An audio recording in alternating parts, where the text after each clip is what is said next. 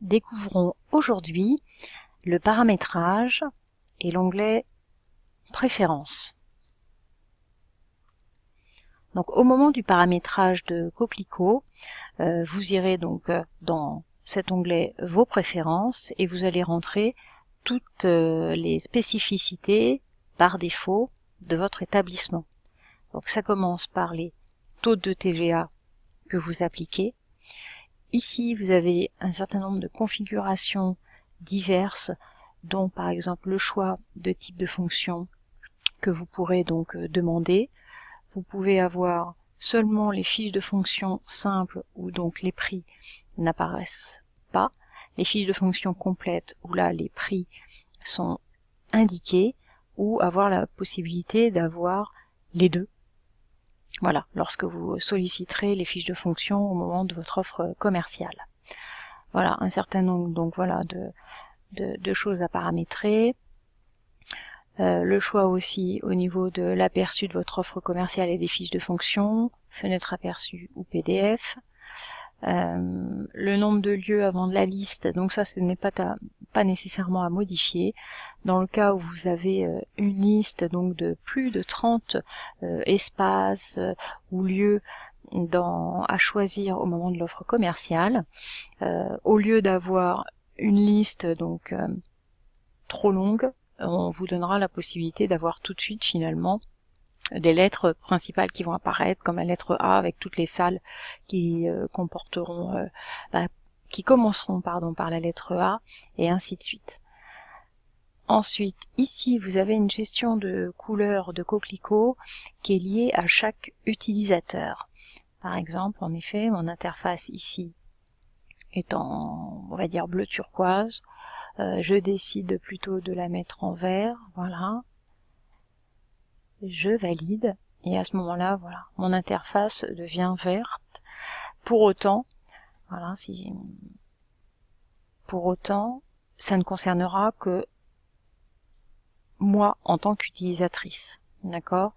Et là aussi, il faut que l'utilisateur ait les droits d'accès au paramétrage pour pouvoir faire cette modification. Donc je reviens pour remettre voilà la couleur d'origine dont j'ai gardé la codification et je valide. Voilà. Ensuite, ici vous avez la possibilité donc de configurer les emails par rapport à des envois internes à l'établissement. Donc là c'est lié après à vos serveurs, à Outlook ou autres. Ensuite, vous avez donc accès à un certain nombre de paramétrages des listings de Coquelicot. Alors, mis à part deux listings que vous ne pouvez pas du tout modifier, tous sont modifiables. Par exemple, les statuts clients, vous avez la possibilité, voilà, on va dire par défaut, il existe ces items. Vous pouvez en créer de nouvelles, d'accord, et inversement, vous avez la possibilité de cocher et de décocher celles que vous ne voulez pas voir apparaître du tout dans vos listings, voire même, si je clique droit, je peux supprimer, vous voyez, soit mon prospect, soit mon client 1. Voilà, donc ça marche quasiment dans l'ensemble des listings, hors l'état des opérations, puisque là, par contre, ce sont des états précis liés aux statistiques, donc vous ne pouvez pas modifier, à savoir en ajouter, vous pouvez juste, vous voyez, les retirer. Et au niveau des services de l'établissement aussi, votre prestation hébergement, voilà, vous pouvez pas en ajouter parce que là tout est lié et aux fiches de fonction et aux statistiques, mais vous pouvez les rendre visibles ou invisibles. Vous avez depuis peu donc les seuils de rentabilité qui apparaîtront dans le coin droit d'une opération. Vous avez ici le paramétrage du fameux numéro d'UNS, qui est donc là une option payante.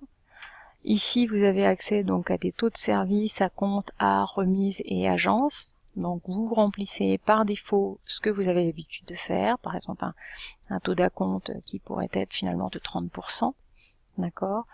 La même chose que les arts. Un taux de remise.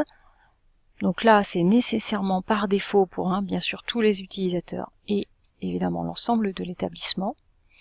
Par contre, vous avez ici donc un taux d'agence que vous aurez ou non défini pour l'ensemble des agences qui passent par vous. Et là, par contre, il n'y a pas de calcul automatique. Ce sera bien à vous